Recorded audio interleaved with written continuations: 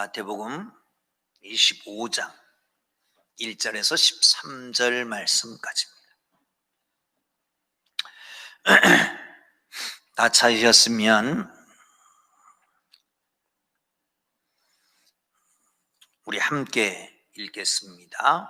시작. 그때에 천국은 마치 등을 들고 신랑을 맞으러 나간 10처녀와 같다 하리니 그 중에 5은 미련하고 5은 슬기 있는 자라. 미련한 자들은 등을 가지되 기름을 가지지 아니하고 슬기 있는 자들은 그릇에 기름을 담아 등과 함께 가졌더니 신랑이 더디움으로 다 졸며 잘세.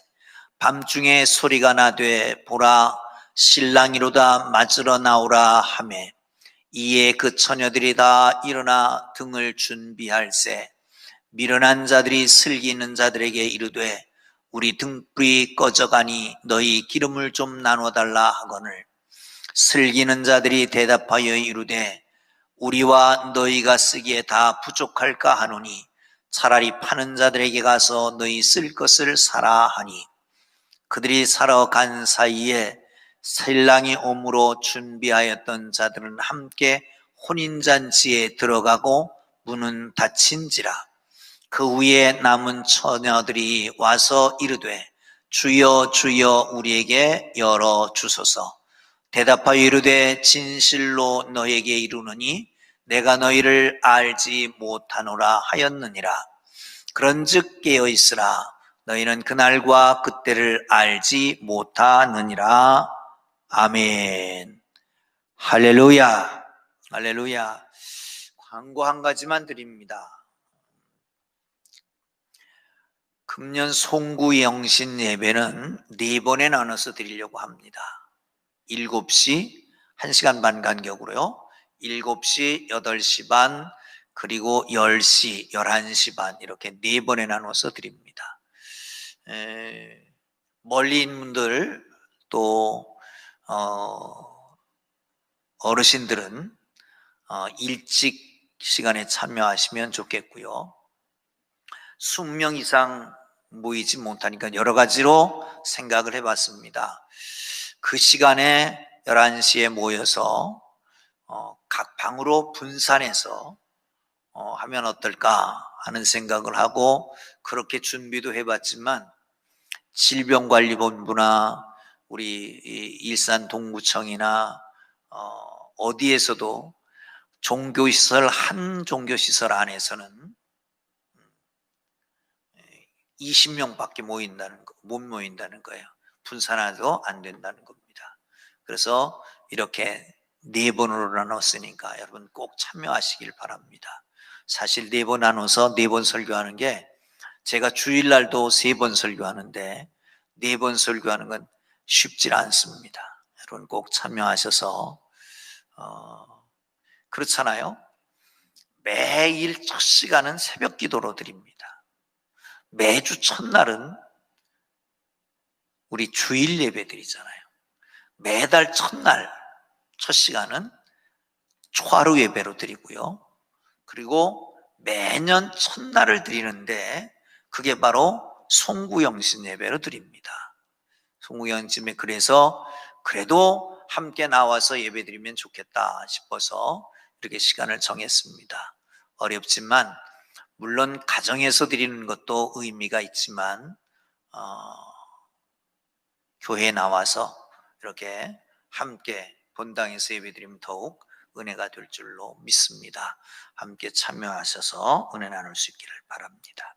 오늘 본문은 마태복음 24장, 25장을 가리켜서 그 마태복음에 나타나는 종말론, 계시록이다 이렇게 말합니다. 왜 그러냐? 예수님께서 마지막 때에 일어날 일들을 여기다가 말씀하셨기 때문에 그렇습니다. 여기는 언제 봐도 우리에게 경각심을 새롭게 하는 부분입니다.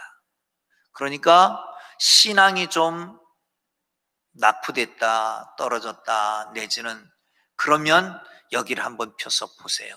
그러면 훨씬 더 이렇게 신앙생활해서 되겠나 하는 생각이 들게 될 것입니다.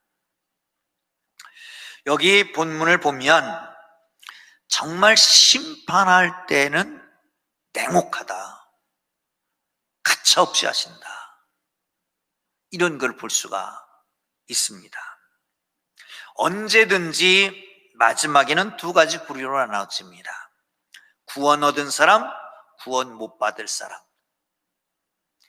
영원한 축복에 참여할 사람, 영원한 형벌에 참여할 사람. 한쪽에는 영원한 큰 기쁨이 있고 한쪽에는 영원한 슬픔이 있을 수밖에 없습니다. 우리가 가라지뷰 위에서 본 적이 있습니다. 착한 사람과 선한 사람과 악한 사람이 함께 어울려서 살아간다는 거예요. 더불어 살아갑니다. 근데 착한 사람이 잘 살고 좀 악한 사람이 못 살면 좋잖아요. 그런데 그렇지 않을 때가 세상에선 있습니다. 그러게 세상 사는 것 가지고 저 사람이 잘 살고 행복하게 사는 것 같으니까 저 사람은 선한 사람이다, 저 사람 악한 사람, 이렇게 속단할 수가 있는 게 아닙니다. 세상에는 모순과 부조리와 혼돈이 계속 지배하고 있습니다. 그러므로 한마디로 속단할 수 있습니다? 없습니다. 마지막 추수 때 봐야 가라지와 알곡이 가려지는 것처럼 분명하게 가려진다는 거지요. 오늘 본문은 열처녀의 비유입니다. 여기도 반으로 나눠집니다. 열처녀를 다섯 처녀, 다섯 처녀. 다섯 처녀는 슬기로운 다섯 처녀, 다섯 처녀는 미련한 다섯 처녀, 이렇게 나눠집니다. 뭘 보고요? 여기서 중요한 것은 다 등불을 가지고 있었는데 기름이 없었다는 거예요. 겉모양은 있습니다. 형식은 있습니다. 내용이 없는 거예요. 이걸 가리켜서 위선이라고 말합니다. 불신앙이라고 얘기합니다. 무엇든지 조심해야 됩니다. 선줄로 생각하는 자여 넘어질까 조심해라, 그런 말 있잖아요. 사랑, 행복, 인격도 마찬가지입니다. 겉으로는 그런데 속은 전혀 없는 게, 예를 들면 큰 산집에 삽니다. 아파트도 몇십 평, 뭐 100여 평 되는 데 살기도 하고, 그런데 맨날 그 속에서 싸움만 해요. 행복하지 않잖아요. 겉으로 보기에는 다 갖췄다고 생각합니다. 학벌도 좋고 외모도 있고 직장도 좋은 직장, 그런데 진실하지 못한 사람이 있습니다. 속이 비고 가장 중요한 것이 상실된 겁니다. 언제나 문제는 내용이 없는 겁니다. 속이 비어있는 게 문제입니다. 그러므로 속이 비었는데 겉만 가꾸어진 외식주의, 형식주의 되지 않도록 늘 조심해야지 됩니다. 반면에 내용이 있을 때에 그 내용에 합당한 형식이 찾아오게 됩니다. 예를 들면 그렇습니다. 선물 어떤 사람에게 줘요? 사랑하는 사람에게, 호감을 갖는 사람에게 선물을 줍니다. 처음에는 사랑해서 줬는데 선물을 주고 하다 보니까 형식만 남고 정말 그 안에 사랑이 없어진 거예요. 위하는 것도 없어진 거예요. 본문은 세상 끝날에 있을 심판을 두고 불신앙과 위선에 대해서 말씀합니다. 그런데 여기 주목해야 될 것은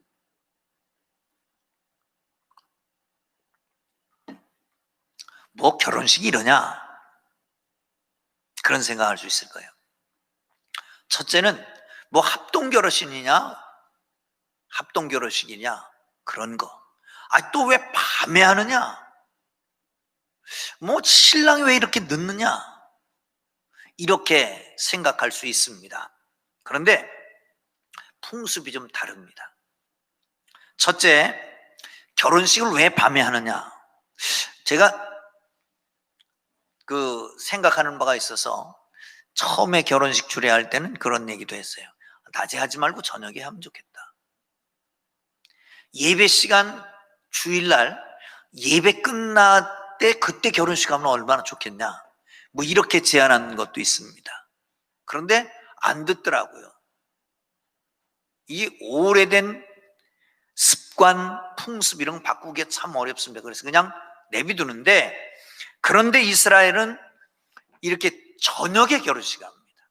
왜 저녁에 결혼식 하는 줄 아십니까? 우리나라의 그 제사, 조상님들 제사 언제 드려요? 12시 땡 하면 드립니다. 밤 12시 땡 하면. 그때 왜 드리느냐? 귀신이 찾아오는 시간이다, 뭐 그래서 드리기도 하지만, 그런데 정말 중요한 의미는 그날 첫 시간이라는 거예요. 그래서 그때 드리는 거예요. 이스라엘 백성들은 창세기 보면 저녁이 되고 아침이 되니 이는 첫째 날이요, 이렇게 되는 거 있죠. 창조할 때 그렇게 하셨잖아요. 그러니까 우리나라는 해가 뜰 때 하루가 시작되는데, 그 나라는 해가 질 때 하루가 시작되는 거예요. 그러니까 왜 저녁에 예식을 하느냐? 그날 첫 시간에 예식을 드린다. 첫 시간이 신성하니까 그때 예식을 드린다. 그런 의미에서 그렇게 합니다. 또 한 가지는, 무슨 결혼식에 처녀들이 10명씩이나 등장하느냐, 합동결혼식이냐, 이런 문제예요. 여러분, 그게 가족 개념의 문제입니다. 특별히 이스라엘은 이 공동체 의식이 참 중요합니다. 1907년에는 기푸츠라고 하는 공동체를 만들었습니다. 그전에도 공동체 의식이 강했는데, 기푸츠라고 하는 공동체는 어떻게 만들어지느냐 하면 그냥 같이 공동생활하는 거예요. 심지어는 애들이 어려서부터 한 방에서 살게 합니다. 남자 여자가 따로 없어요. 그냥 한 방에서 살아요. 그러면서 거기서 정말 형제같이 지내는 거죠.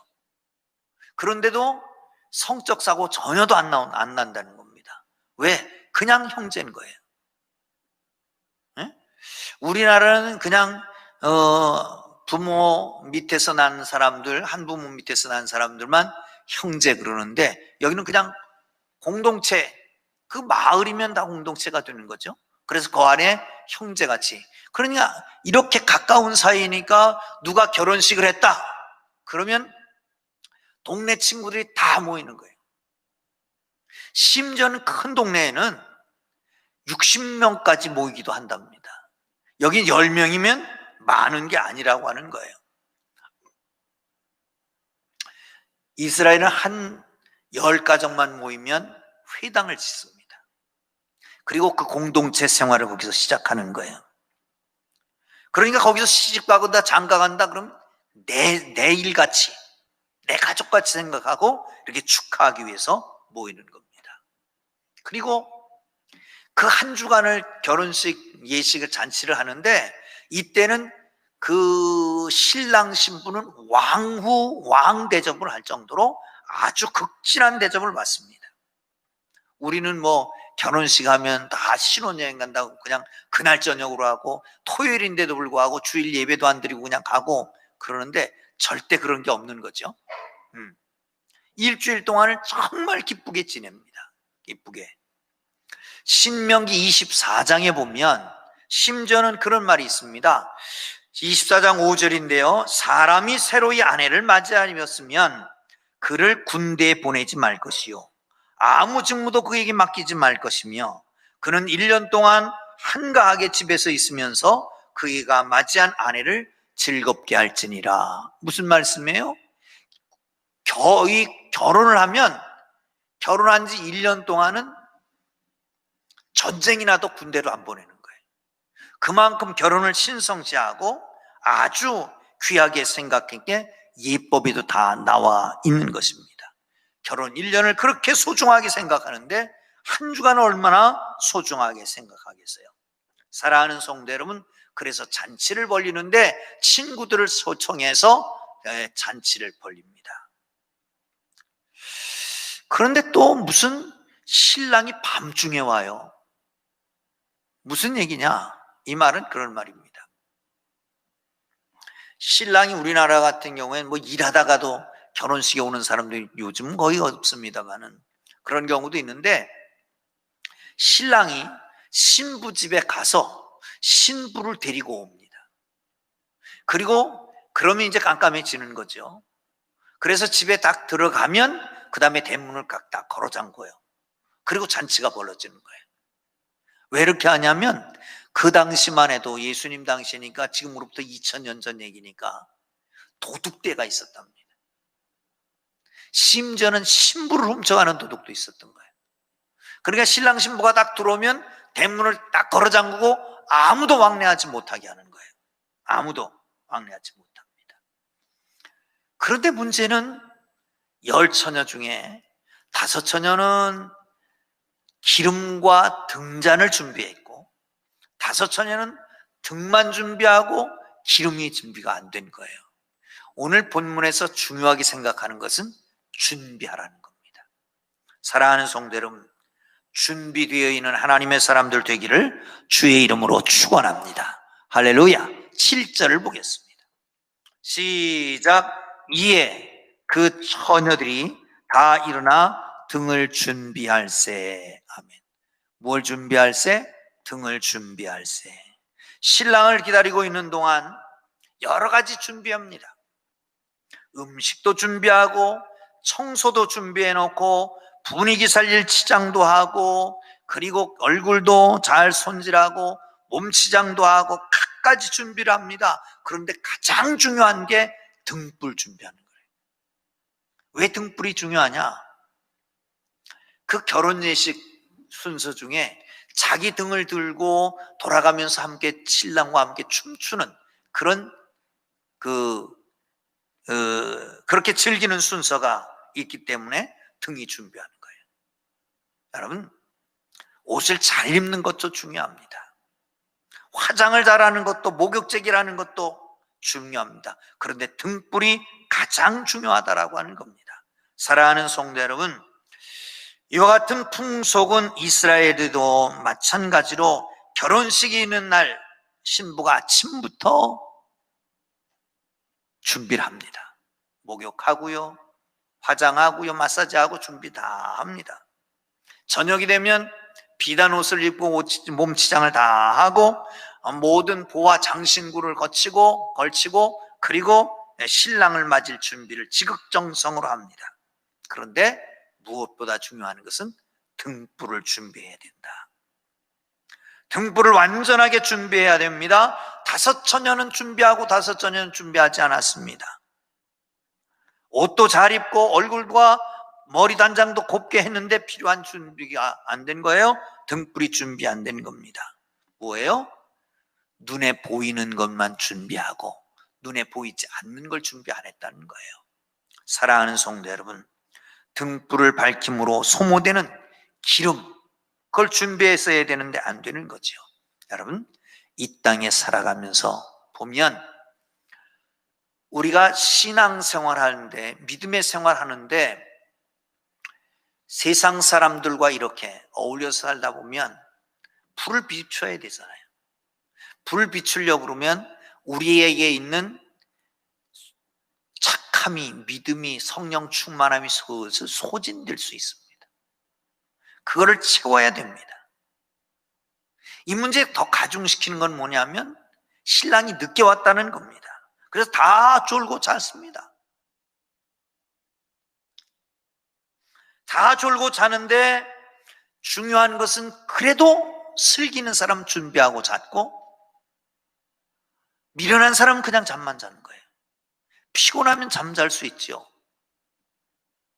근데 슬기로운 사람들은 완벽하게 준비해 놓고 자는데 이 미련한 사람들은 준비를 안 해놓은 채로 그냥 잤단 말이죠. 여기서 다시 한번 생각할 것은, 중요한 것은 형식으로는 완전한 준비가 갖춰져 있는데 내실이 없다는 거죠. 보이지 않는 것에는 그냥 지나치기 쉬운 것입니다. 그러나 가장 중요한 준비는 기름을 준비하는 거예요. 기름은 믿음이고 성령을 의미합니다. 어쨌든 그 의도는 외식주의를 배제했다라고 하는 것입니다. 외식주의, 겉으로 잘 믿는 것 같은데 마음은 깊은 곳에는 믿음이 없습니다. 그래서 결정적인 시간이 오면 모든 것이 탄로나갑니다. 시험 당하면 실패를 당할 때 보면 알 수가 있습니다. 역경이 부딪히면, 모욕을 받게 되면 그 믿음의 진실성이 여부가 드러나게 되는 거지요. 여러분, 겉모양, 교회 잘 다니는 것, 직분 있는 것, 형식적인 것, 그것만 생각하지 말고 정말 우리 속에 내적인 내실을 기하는 하나님의 사람들 되기를 주님 이름으로 축원합니다. 할렐루야. 기름이 모자랍니다. 신랑은 왔는데 기름이 모자라니까 슬기는 사람들한테 내 기름 좀 나눠달라. 아니, 그렇게 좋던 친구들이 야박하게 거절합니다. 안 된다. 이거 너희들한테 나눠주면 너도 부족하고 나도 부족할지 모르니까 파는 사람들한테 사러 가라. 그래서 갔습니다. 사랑하는 성도 여러분, 그때 마지막 날에는 그런 겁니다. 여러분, 예수 믿는 사람, 예수 믿는 부인 두고 예수 안 믿는 사람 농담 삼아 그런 얘기도 합니다. 아이, 걱정하지 말라고. 우리 마누라 천국 갈 때 내가 그 마누라 치마 붙잡고 가면 된다고 그런 소리 하는데 절대로 안 되는 거지요. 여러분, 믿음은 다 각각의 문제입니다. 생명도 각각의 문제고 개인도 각각의 문제고 서로 따로따로 있는 것입니다. 아무리 가까워도 그날 하나님 나라 갈 때는 나 홀로 갈 수밖에 없는 거예요. 그 나라는 하나님 나라 가는 신앙, 아니 천국행 열차의 티켓은 한 장 가지고 한 사람밖에 못 간다는 거예요. 사랑하는 성도 여러분, 기억하십시오. 정말 주님 마지막 날에 이렇게 냉정할 날이 있다라고 하는 걸 기억하시고 준비할 수 있기를 주의 이름으로 축원합니다. 그런데 여러분, 깨닫는 것이 시간과 관계 있다는 거 아십니까? 깨달음이 시간과 관계 있습니다. 어쩌면 아니 잠자고 있었으니까 잠자는 동안에 준비해서도 충분히 준비할 수 있었을 겁니다. 그런데 잠자는 동안 준비 안 하고 그냥 퍼질러 잠만 자고 있었던 거예요. 그런데 아차, 기름 준비해야 될 걸. 시간이 늦은 것, 이제는 할 수가 없는 거예요. 그래서 껄껄만 하고 있다는 거예요. 그러니까 천국에 가면 껄껄하는 사람들만 많대잖아요. 아이, 그럴 줄 알았으면 신앙생활 잘할 걸. 아이, 그럴 줄 알았으면 기도 좀 할 걸. 그럴 줄 알았으면 전도 좀 할 걸. 아이, 그럴 줄 알았으면 주일 성수 잘할 걸. 하나님 앞에 11조도 잘할 걸. 껄껄만 하고 있다잖아요. 사랑하는 성도 여러분, 깨달음이 중요합니다. 그런데 깨달음이 시간이 중요합니다. 지나간 다음에 깨달으면 껄하는 거예요. 다 상황 끝났어요.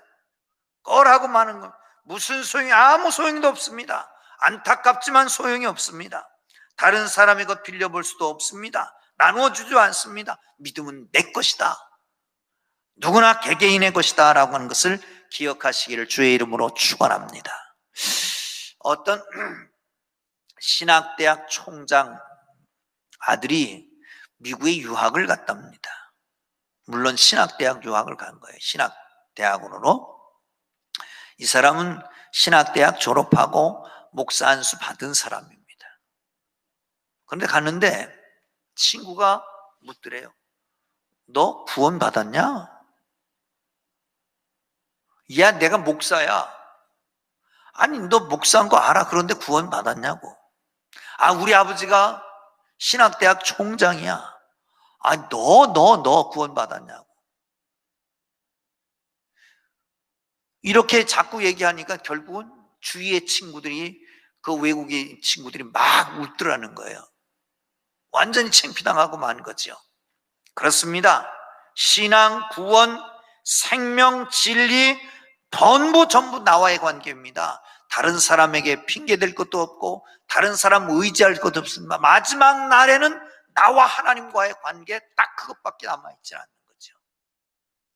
사랑하는 성도 여러분, 내 신앙을 위해서, 내 삶을 위해서 준비할 수 있기를 주님의 이름으로 축원합니다. 하나님과 나와의 관계, 개인적인 만남, 개인적인 깨달음, 개인적인 신앙, 개인적인 구원의 문제입니다. 깨닫고 준비할 수 있기를 주님 이름으로 축원합니다. 다시 말하면 예수 그리스도를 내 개인의 구주로 영접함으로써만 구원의 역사가 일어난다는 거예요. 자, 10절 한번 보겠습니다. 시작. 그들이 살아간 사이에 신랑이 오므로 준비하였던 자들은 함께 혼인잔치에 들어가고 문이 닫힌지라. 아멘. 여기서 문이 닫힌다라고 하는 사실은 경고를 얘기합니다. 여러분, 그러므로 문이 닫히기 전에, 졸음이 오기 전에, 인생의 황혼이 되기 전에, 건강하고 눈이 밝으며 총명이 흐려지지 않을 때 준비할 것을 준비하고 기다리기를 주님 이름으로 축원합니다. 할렐루야.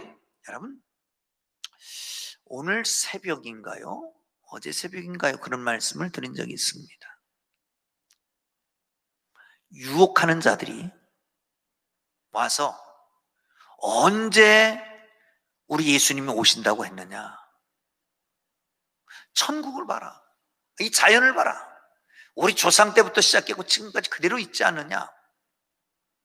이렇게 얘기하는 사람들이 온다는 거예요. 여러분, 처음 있으면 마지막이 있는 겁니다. 창조가 있으면 마지막에 심판이 있는 거고요. 알파가 있으면 오메가가 있는 거예요. 우리가 매듭이 있잖아요. 하루가 있습니다. 하루가 자연적으로 보면 똑같습니다. 해 뜨고 해지고 깜깜해지고, 아침에 새벽 동력이 트고, 그리고 해가 뜨고 또 해가 지고, 똑같이 하루가 이렇게 지나가잖아요. 한 주가 그렇고 1년이 그렇고 한 달이 그렇고 그렇잖아요. 여러분,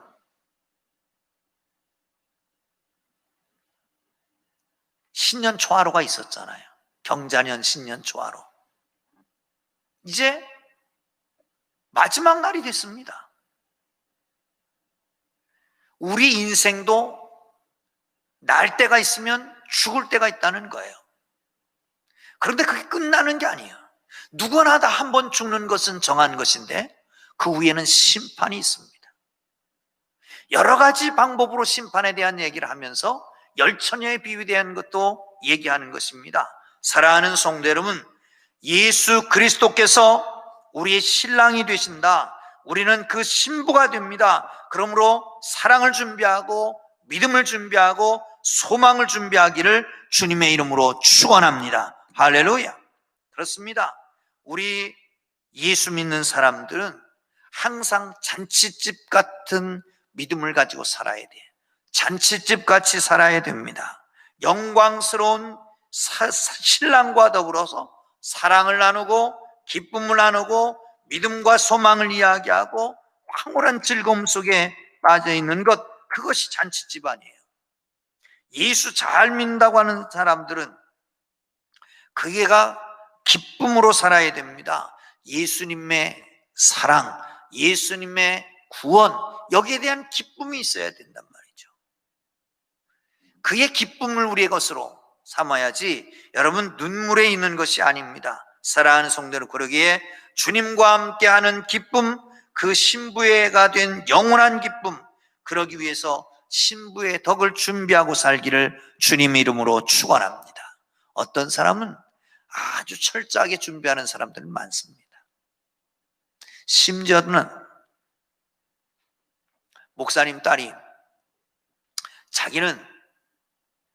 자기는 목사 부인이 되겠다고 젊어서부터 그렇게 결단하고요, 늘 준비하는 거예요.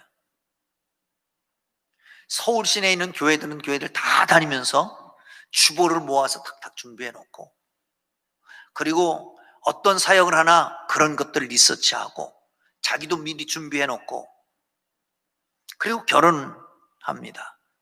정말 결혼식도 대학 졸업하고 몇 년 직장 생활하다가 결혼했는데 감리교 전도사하고 결혼해서 목회하는 사람도 봤습니다. 누군지 모르지만 준비할 걸 준비하고 있는 겁니다. 그렇습니다. 예수님은 보통 신랑이 아니잖아요. 준비해야 될 게 많습니다. 정결도 준비하고 참사랑도 준비하고 믿음과 진실도 준비해야 됩니다. 정말 중요한 준비는 뭐냐? 웃음을 준비해야 됩니다. 여러분, 사실은 내용보다 모습 속에서 문제가 많이 발생할 때에 있습니다. 조그만 아이한테 큰 소리로 내가 너 사랑한다 그래 보세요. 울지. 운다고요? 여러분, 얼굴에다 웃음을 띠고 그리고 고분고분 얘기를 하면 아이는 뭐 죽인다고 그래도 웃어요. 깔깔깔깔 웃어요. 겉모습이 참 중요합니다. 사랑하는 성도 여러분, 예수님 안에서 웃음의 얼굴을 준비해야 될 필요가 있습니다. 그냥 인상 찌푸리고 그리고 화난 사람같이 그렇게 살지 말고요. 신부의 얼굴은 기쁨이 넘쳐야 되고요. 그 웃는 모습이 예뻐야 됩니다. 언제 보아도 초조하고 궁상맞고 그런 표정 짓고 다니지 말고요. 늘 기쁘게 환한 웃음하고 살기를 주님 이름으로 축원합니다. 어쩌면 이 모든 것이 기름과 같은 겁니다. 여러분, 주님 오실 날이 가까워옵니다. 준비해야 됩니다. 겉모양만 준비하지 말고 형식적이고 외식적인 모습만 갖추지 말고 내실을 기하는 내적 준비가 잘 되어 있는 하나님의 사람들 되기를 주님의 이름으로 축원합니다. 할렐루야. 기도하겠습니다. 주님 오실 날이 가까워옵니다. 금년도 다 지나갑니다. 이렇게 매년 마지막 날이 있는 것처럼 우리 인생에도 마지막 날이 있을진데 그날을 생각하며 준비하고 살아가게 하여 주옵소서. 성령을 준비하고 믿음을 준비하고 우리 인격을 준비하고 하나님 정절도 소망도 사랑도 웃는 얼굴도 준비하고 하나님 주님 오실 때를 기다리는 저희들 되도록 인도하여 주시기를 원합니다. 아버지 하나님, 2020년 정말 이 코로나로 일관해서 우울하게 지낸 이 1년이 하나님 앞에 다시 한번 재점검하고 우리의 믿음을 돌아보는 기회, 하나님 앞에 바로 서는 기회가 되게 하시고 하나님의 거룩한 뜻을 그럼에도 불구하고 이룰 수 있는 교회 성도들 되도록 인도하여 주옵소서. 기름 준비하게 하여 주옵소서. 믿음을 준비하고 사랑을 준비하고 또한 하나님 성령을 준비하여 하나님 앞에 쓰임받도록 주님 도와주시기를 원합니다. 주님 나라 이를 때 상급 얻는 백성들 되도록 인도하여 주옵소서. 후회할 일 없게 하나님 준비하는 저희들 되도록 인도해 주시기를 원합니다. 예수님 귀하신 이름으로 기도합니다. 아멘. 하늘에 계신 우리 아버지의 이름을 거룩하게 하시며 아버지의 나라가 오게 하시며 아버지의 뜻이 하늘에서와 같이 땅에서도 이루어지게 하소서. 오늘 우리에게 일용할 양식을 주시고 우리가 우리에게 잘못한 사람을 용서하여 준 것 같이 우리 죄를 용서하여 주시고 우리를 시험에 빠지지 않게 하시고 악에서 구하소서. 나라와 권능과 영광이 영원히 아버지의 것입니다. 아멘.